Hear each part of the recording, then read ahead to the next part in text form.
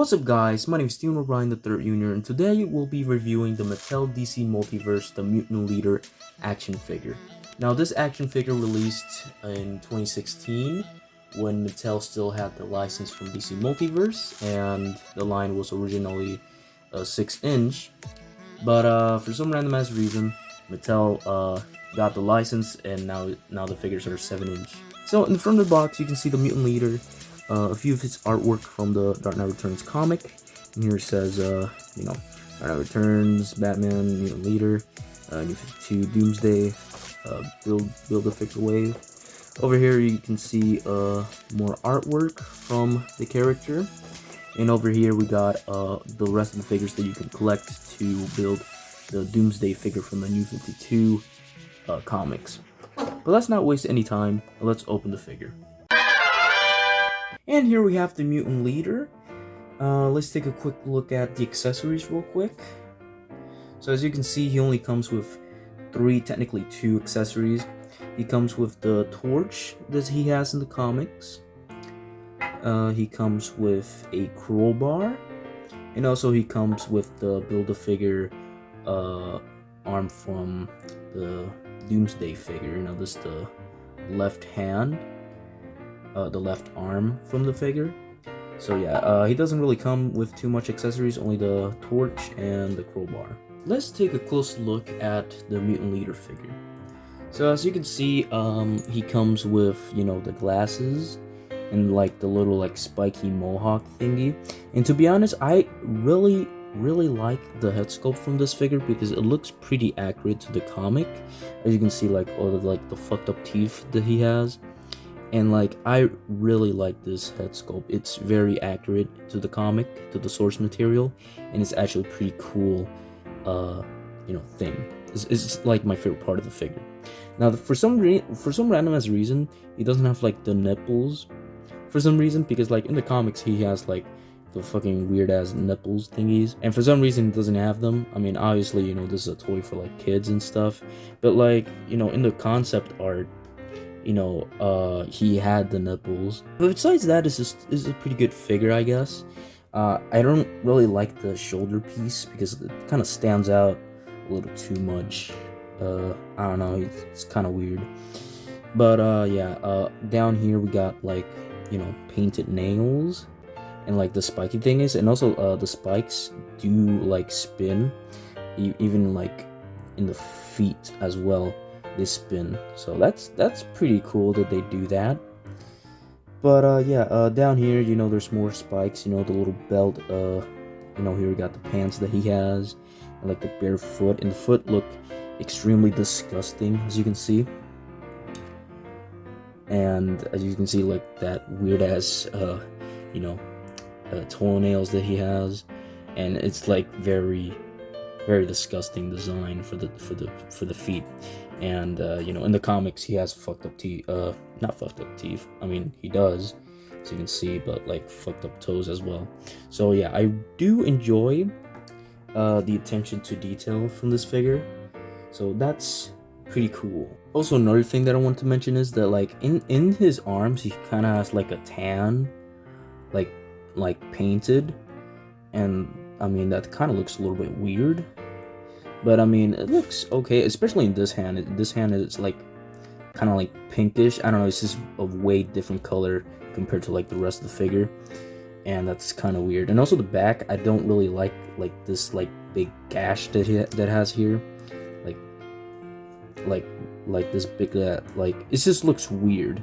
I don't like how his back looks kind of weird. And also has it has information about the toy, the serial number and stuff like that. Mattel, DC Comics, made in China, stuff like that.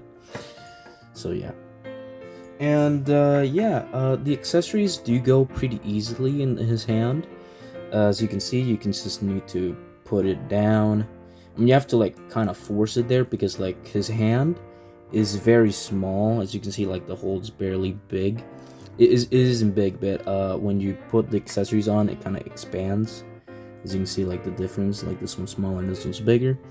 So that's a good thing, you can put the accessory and you can hold the torch, hey Batman, come over here, I'm gonna beat your ass, stuff that you can do. And also, he can use the crowbar. You can put it there pretty easily. And beat Batman up with the crowbar and stuff. So the accessories do work, and I do really like it. And I like the accessories a lot, especially the crowbar. Is a pretty cool piece to use. Oh, damn. But anyways, let's check out the articulation. So he doesn't really look up and down. He barely does it. Side to side moves pretty good, and he doesn't really rock his head a little too much. He just kind of moves around. And you can do a 360 if you want to. The arms, you can twist them 360, put them up, do this, single jointed elbows here, and they barely go all the way up. It's just kind of stays there. So that's kind of sad. As I said before, the spikes move, and also the hands. Has a mid crunch. He goes that far and that far back. He doesn't really move side to side a little bit. He kicks that far and barely kicks behind him. You can do splits. Well, not quite. But single jointed knees that barely do anything. Up here we have the spikes. The feet go up and down, and no ankle pivot. So that's sad. Let's measure him. So he stands about under 7 inches of height, and also he measures about 17.5 centimeters. Here's a quick comparison between the Mutant Leader and the Ben Affleck Batman. As you can see, they scale pretty perfectly, I mean, I do prefer the Mutant Leader bigger, but this works perfectly fine. And I actually took a few photos between both of them together, and they look pretty good. You can pretty much display the Mutant Leader with the Ben Affleck Batman with no problem, because the Ben Affleck Batman kind of looks like the design from the comic in the first place. So that's a cool thing. Here's a quick comparison with an Indiana Jones figure and a Marvel Legends figure. As you can see, the Mutant Leader scales perfectly with these. Here's a quick comparison between the McFarlane Batmans that I have. As you can see, the Mutant Leader is extremely short compared to them, especially the first appearance Batman. So if you're gonna buy the Mutant Leader to use in your McFarlane collection, I don't recommend it because she looks way too short.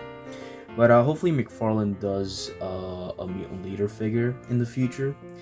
But to be honest, it doesn't really scale correctly with McFarlane figures, obviously, because this figure's from a 6-inch line. So yeah. So here are my final thoughts about this figure. So this figure has a few problems, since it's almost 10 years old at this point. So obviously it's gonna have a few problems with the articulation and stuff, and also it's a bit outdated. The articulation isn't as good, especially no ankle pivot, and sometimes he can fall over. But overall, I give this figure a solid 6 out of 10.